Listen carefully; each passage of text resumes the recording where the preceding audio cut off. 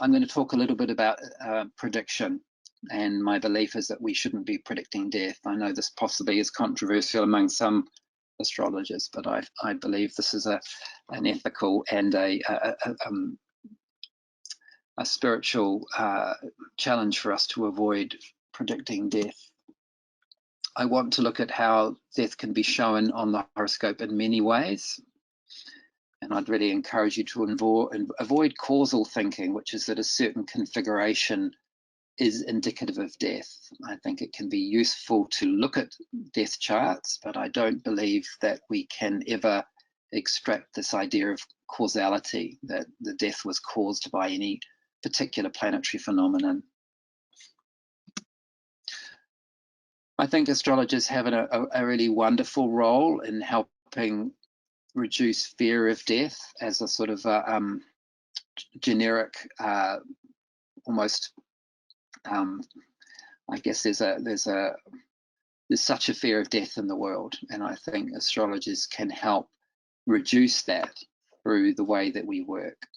I think we have a really important role through helping somebody to live into themselves. Fear of death really comes from a fear of life, or an inability to live our life. And an astrologer doing their bit in helping a person to lean more into their potential to become more themselves, I think can only reduce our individual and therefore collective fear of death. And by the way, I think that fear of death has all sorts of ramifications, including ecological and economic, and sociological. The way we live our life often, I think, has this underlying fear of death that means that we gravitate towards the material world in some ways to hold us in the world. So I think astrologers have this really potentially very radical role in helping address some of those really large concerns that we're facing in society through directly helping somebody to face their fear of death, and indirectly. I'd really like to encourage an experimentation in seeing charts of death and near death as sort of initiations. And I mean that in a broad sense of initiation, and therefore charts in their own right, charts that can stand in their own right as indicative of a new birth, if you like, a new journey or a new adventure, either in this life or as we pass on into the next, or into the spiritual world. And I'd like to provoke this idea that maybe we need to loosen ourselves from thinking that there is only one nativity, one birth chart. Maybe we might have more than one star map during our lifetime. This also, I think I meant to say earlier, comes from my belief that, well, I think it's not just a belief, my experience from having done many charts over the years, that occasionally I'll get a client for whose chart just I can't find a purchase in the chart. I can't seem to describe anything that they recognize. There's just a sort of an inability to make the chart come alive. It just doesn't emerge off the page as something that has a resonance to it. I'm not quite explaining it well, but I'm sure those of you who read charts would have experienced that occasionally. It can be quite disconcerting, and of course it could be my own inability to read a chart, or that particular chart. It could be my own problem. But I think I've noticed it enough and recognized it enough that it isn't only to do with my skill or the synastry between myself and the other person. And that makes me wonder whether sometimes somebody doesn't live into their chart, or their chart doesn't resonate with them. And I do wonder whether such people, I have all sorts of wonderings actually, but as a speculation, I wonder whether maybe these people haven't been initiated in some way. Maybe their birth didn't bring them into their nativity's potential. And these are the people that I'm curious as to whether something in their life arises that acts as another birth, and therefore the star map for that particular event, which could be an accident like a near-death experience, could in a sense become their initiation into life and provide another birth chart. I'm using the notion of birth chart in a broader way than we would normally think of it.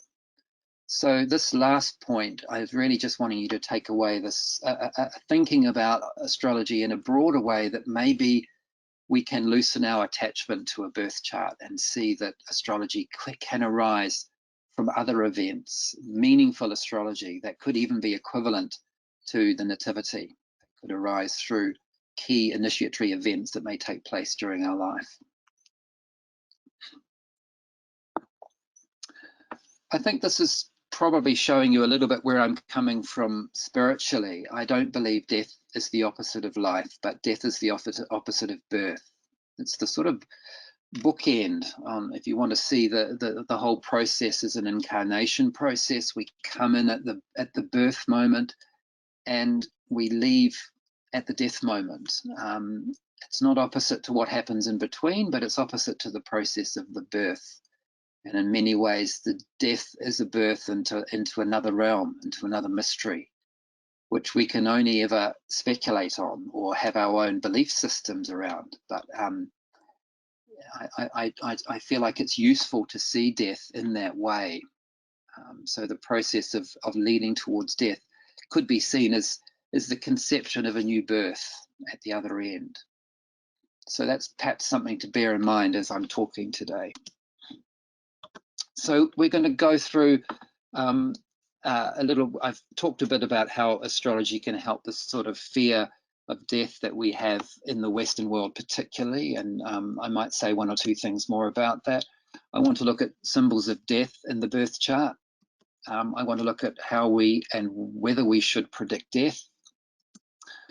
And I've got 7 example charts. We may not get through them all given we started a bit late, and I normally try and fit too much in, but I'd like to look at least some of these 7 example charts of deaths and near deaths, and then we'll have some conclusions with some ideas and speculations that are really just building on what I brought in the last slide.